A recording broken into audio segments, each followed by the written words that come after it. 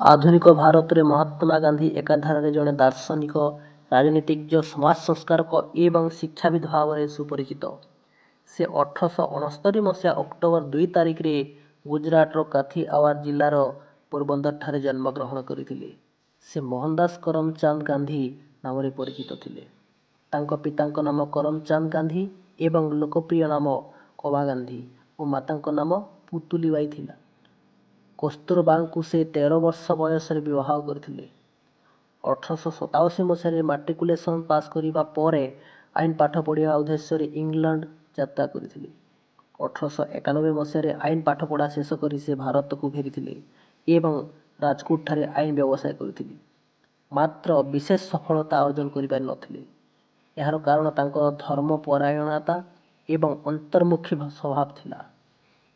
1893 ମସିହାରେ କୌଣସି ଏକ ଗୁରୁତ୍ୱପୂର୍ଣ୍ଣ କେସ୍ରେ ଲଢ଼ିବା ପାଇଁ ସେ ଦକ୍ଷିଣ ଆଫ୍ରିକା ଯାଇଥିଲେ ଏବଂ ସେଠାରେ 1914 ମସିହା ପର୍ଯ୍ୟନ୍ତ ଦୀର୍ଘ 21 ବର୍ଷ ଅବସ୍ଥାନ କରିଥିଲେ। ଦକ୍ଷିଣ ଆଫ୍ରିକାରେ ରହିବା ସମୟରେ ସେଠାରେ ଅବସ୍ଥାନ କରୁଥିବା ଭାରତୀୟମାନଙ୍କର କରୁଣ ଓ ଦୟନୀୟ ଅବସ୍ଥା ତାଙ୍କ ଜୀବନର ଗତିପଥ ବଦଳାଇ ଦେଇଥିଲା। ସେମାନଙ୍କୁ ନ୍ୟାୟ ପ୍ରଦାନ କରିବା ପାଇଁ ସେ ସେଠାରେ ଆପ୍ରାଣ ଉଦ୍ୟମ କରିଥିଲେ ଏବଂ ସଫଳତା ମଧ୍ୟ ହାସଲ କରିଥିଲେ। ସେମାନଙ୍କର ବିକାଶ ପାଇଁ ସେଠାରେ ସେ ଫୋଏନିକ୍ସ ନାମକ ଏକ ସ୍ଥାନରେ ଆଶ୍ରମ ପ୍ରତିଷ୍ଠା କରି ଧାର୍ମିକ ଅନୁଷ୍ଠାନ ଭାବରେ ସତ୍ୟ, ଅହିଂସା, ବ୍ରହ୍ମଚର୍ଯ୍ୟ ଓ ସତ୍ୟାଗ୍ରହ ଉପରେ ଶିକ୍ଷା ପ୍ରଦାନ କରିଥିଲେ। 1911 ମସିହାରେ ମିଷ୍ଟର ପଲୁକଙ୍କ ସହାୟତାରେ ଟଲଷ୍ଟୟ ଫାର୍ମ ପ୍ରତିଷ୍ଠା କରି ପିଲାମାନଙ୍କୁ ବଗିଚା କର୍ମ, ହସ୍ତକର୍ମ ଓ ବିଭିନ୍ନ କ୍ରିୟାତ୍ମକ ଶିକ୍ଷା ପ୍ରଦାନ କରୁଥିଲେ। 1914 ମସିହାରେ ଭାରତ ପ୍ରତ୍ୟାବର୍ତ୍ତନ କରି ସାବରମତୀ ଆଶ୍ରମ ପ୍ରତିଷ୍ଠା କରିଥିଲେ।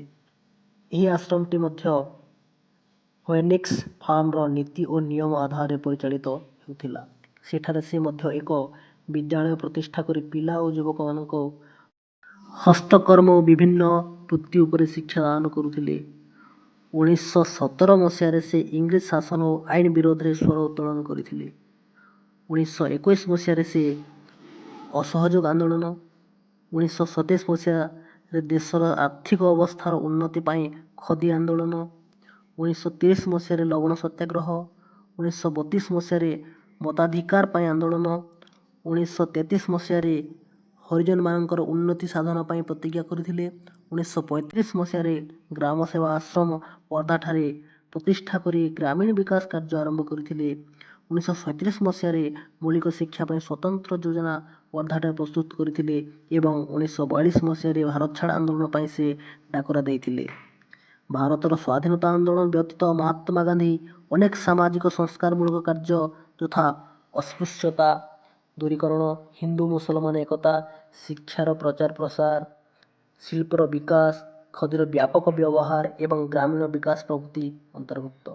ସେ ତାଙ୍କର ମତାମତ ଏ ସମସ୍ତ ଦିଗରେ ବିଭିନ୍ନ ପତ୍ରପତ୍ରିକା ଓ ପୁସ୍ତକ ମାଧ୍ୟମରେ ପ୍ରକାଶ କରିଥିଲେ। ବିଶେଷତଃ ୟଙ୍ଗ ଇଣ୍ଡିଆ ଏବଂ ହରିଜନ ପତ୍ରିକା ଏ ଦିଗରେ ଅନ୍ୟତମ। ଗାନ୍ଧିଜୀଙ୍କ ଲେଖା ମାଧ୍ୟମରେ ନିଜସ୍ୱ ଆତ୍ମଜୀବନୀ, ସର୍ବୋଦୟ, ମେରା ଧର୍ମ, ସତ୍ୟାଗ୍ରହ, ହିନ୍ଦୁ ଧର୍ମ, ହିନ୍ଦୁ ସମାଜ, ରାମ ନାମ, ମୌଳିକ ଶିକ୍ଷା ପୁସ୍ତକଗୁଡ଼ିକ ଅତ୍ୟନ୍ତ ଗୁରୁତ୍ୱପୂର୍ଣ୍ଣ। 1919 ମସିହାରୁ 1947 ମସିହା ପର୍ଯ୍ୟନ୍ତ ସେ ସଂଘର୍ଷ, ତ୍ୟାଗ, ଯନ୍ତ୍ରଣା, ନିର୍ଯାତନା ଓ ବନ୍ଦୀ ଜୀବନ ଯାପନ କରିଥିଲେ। ପରିଶେଷରେ ନିଜର ପ୍ରଧାନ ଅସ୍ତ୍ର ଅହିଂସା, ଶାନ୍ତି ଏବଂ ସତ୍ୟାଗ୍ରହ ମାଧ୍ୟମରେ ଇଂରେଜ ସରକାରଙ୍କୁ ବିତାଡ଼ିତ କରି ଭାରତବର୍ଷକୁ 1947 ମସିହା ଅଗଷ୍ଟ 15 ତାରିଖରେ ସ୍ୱାଧୀନ କରିଥିଲେ। ଜନସାଧାରଣଙ୍କ ନିକଟରେ ସେ ବାପୁ ବା ବାପୁଜୀ ନାମରେ ପରିଚିତ ଥିଲେ। 1948 ମସିହା ଜାନୁଆରୀ 30 ତାରିଖରେ ତାଙ୍କ କର୍ମମୟ ଜୀବନର ଅବସାନ ଘଟିଥିଲା।